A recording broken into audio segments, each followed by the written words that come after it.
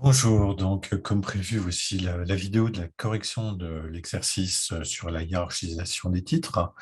Vous trouvez cet exercice sur Moodle.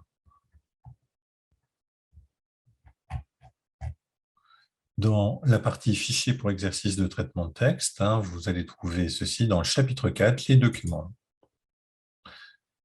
Dans les différents fichiers qui vous sont proposés, celui qui va nous intéresser, c'est exercice 4, la hiérarchisation des titres. Donc, je vais l'ouvrir dans Word. Voilà, je vais activer les modifications. Je vais également vérifier donc quelles sont les consignes qui me sont données. Ces consignes sont dans votre polycopier de cours, soit la version numérique, soit la version papier, page 26. Donc, ça sera le complément sur la hiérarchisation des titres. Donc, ce que je dois refaire, c'est ceci. Donc, le facteur travail, la population active jusqu'à la productivité. Pour réaliser cet exercice, donc, je vous ai présenté rapidement ici les étapes. Première étape, nous allons créer les styles. Deuxième étape, nous allons créer la hiérarchisation, c'est-à-dire la liste à plusieurs niveaux. Et pour terminer, bien sûr, nous allons appliquer nos styles. Donc, moi, je vais revenir directement sur mon fichier Word. Donc, au préalable, je vais mettre mon énoncé sur un deuxième écran. C'est un peu plus facile pour travailler. Alors, donc, ici, je vais créer mes styles. Donc, je suis sur le ruban accueil. Donc, ici, je vais cliquer sur la petite flèche comme je suis sous Windows. Si j'étais sur macOS, donc j'aurais un bouton volet style. Mais bon, ça ne change pas grand-chose. Voilà. Donc, je peux agrandir cette fenêtre. Si elle est trop petite, je peux la positionner où je le souhaite.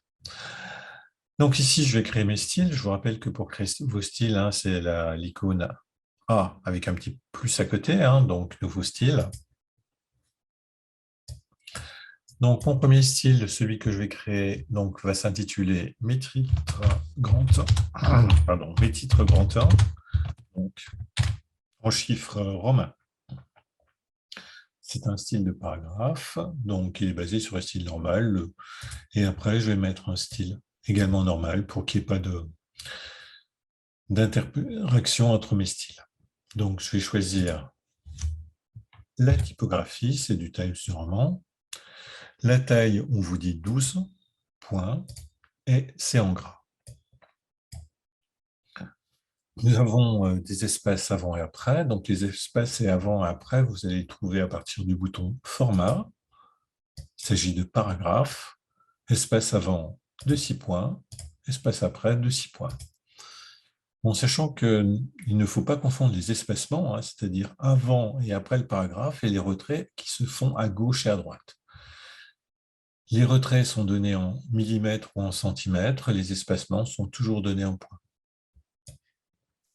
OK. Voilà, donc j'ai mon premier style, mes titres 1, paragraphe, normal, taille du roman 12, en gras, et j'ai mis des espaces avant et après. Donc ici, j'ai un aperçu du style, puisque j'ai coché afficher l'aperçu, sans quoi tous les styles apparaîtraient, mais sans leur mise en forme. Donc il est préférable effectivement d'afficher l'aperçu. Donc maintenant, je vais créer mon deuxième style qui s'intitule Mes titres petit 1.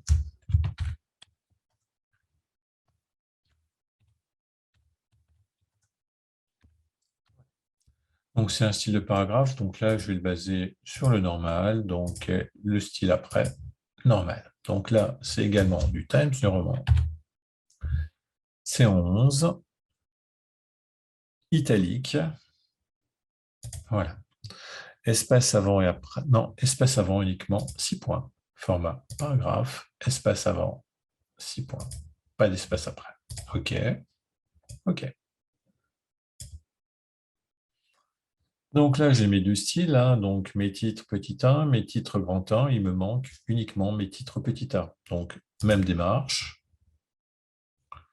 À la limite, ce que j'ai intérêt à faire, c'est directement sélectionner un paragraphe qui sera dans le bon style. Ça évite effectivement par la suite de refaire une deuxième fois la mise en forme. Enfin, l'application du style, pardon. Là, c'est mes titres. Donc, c'est un style de paragraphe, c'est normal. Je vais mettre normal après pour ne pas être embêté. Donc là, c'est du time mesurement également. Donc, c'est du 11 points, c'est pas en gras, c'est pas en italique. On vérifie qu'il n'y a pas d'espace ni avant ni après. Donc, c'est bon. Je fais OK. Donc là, j'ai bien mes trois styles, hein, mes titres petit 1, mes titres petit a, mes titres grand A. Maintenant, je vais faire ma hiérarchisation. Ma hiérarchisation, vous trouvez l'icône sur le ruban Accueil, dans le groupe Paragraphe, et c'est la troisième icône en partant de la gauche. Donc, je vais définir une nouvelle liste à plusieurs niveaux. Donc, vous voyez que je n'ai pas tous les réglages possibles. Hein. Donc, j'ai un bouton qui me permet d'y accéder, plus. Si j'étais sur macOS, hein, ce serait une petite flèche vers le bas, mais le résultat est exactement le même. Donc, premier paragraphe, premier niveau. Donc là, je vais dire que c'est mes titres grand A. Voilà. Là, je vais choisir le style de nombre. Surtout, je ne le tape pas là. Si je mettais un 1 en chiffre romain ici, j'aurais des 1 partout. Donc, ce n'est pas l'objectif. Donc, grand A. Et je vais remplacer la parenthèse par un point. Par contre, tout ce que je tape sera reproduit systématiquement hein, pour chaque style, chaque application du style. Bon, je ne touche pas les retraits, ni faire suivre le numéro d'une tabulation. Par défaut, généralement, ce n'est pas trop. Ensuite, je vais appliquer mon deuxième style, mes titres petit 1. Là, je vais choisir, voilà, donc les petits 1, les 1 en chiffre arabe. Et donc, je vérifie que c'est bien commencé à 1, donc recommencer la liste après le niveau 1, donc tout est bien. Ensuite, je vais mettre le petit 3, troisième niveau, donc moi c'est mes titres petit a, donc là bien sûr ici je vais choisir A, B, C en bas de casse, donc là c'est bon. On va recommencer la liste après le niveau 2, donc il n'y a pas de problème, ça fonctionne. Donc je fais OK. Ensuite, maintenant, je vais appliquer mes styles. Hein. Donc ça, le facteur travail, c'est mes titres 1. Donc le facteur capital, c'est du titre 1. Mes titres 1, pardon, ce n'est pas le titre 1, parce que celui-là, il existe déjà et ce n'est pas le même. Donc là, les trois, je vais les sélectionner, c'est mes titres petit 1. Là, ces trois-là, donc définition du capital, capital investissement, c'est des titres 1, je clique. Définition économique, définition comptable, c'est du titre petit a. Ensuite, les différents types d'investissement, c'est des titres petit a. Capacité et productivité, c'est des titres petit a. Voilà, donc là, vous avez la mise en forme qui était proposée dans l'énoncé. Hein, donc, on a bien ce qu'on voulait. Donc, il n'y a pas de souci. Maintenant, on va voir comment faire une table des matières. Pour faire une table des matières, donc, il faut aller dans l'onglet « Références »,« Table des matières ».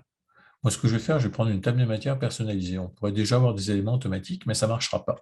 Pourquoi? Parce que par définition, une table des matières est construite sur le titre 1, titre 2, titre 3, qui existe déjà dans la fenêtre style. Moi, je veux une table des matières, donc à partir de mes styles, c'est-à-dire mes titres 1, mes titres petit 1, mes titres petit a. Alors, je vais prendre une table des matières personnalisée, je vais choisir le modèle. Donc, moi, je vais prendre un modèle soigné. Donc, moi, je n'ai pas besoin de 3 niveaux, j'en ai 2, mais bon, à la limite, ça ne change pas grand-chose. Je vais rentrer dans les options, et là, je vais enlever mes titres grand 1, mes titres 2, pour remettre mes titres à moi, c'est-à-dire mes titres grand 1, mes titres petit 1, et... Ah si, moi j'ai 3 niveaux, pardon, je vous ai dit une bêtise. Donc, OK, donc là, voilà. Donc, du coup, comme j'en avais choisi 2 et que j'en ai rentré 3, il va prendre automatiquement les 3. Donc, je fais OK, et voilà ce que ça donne.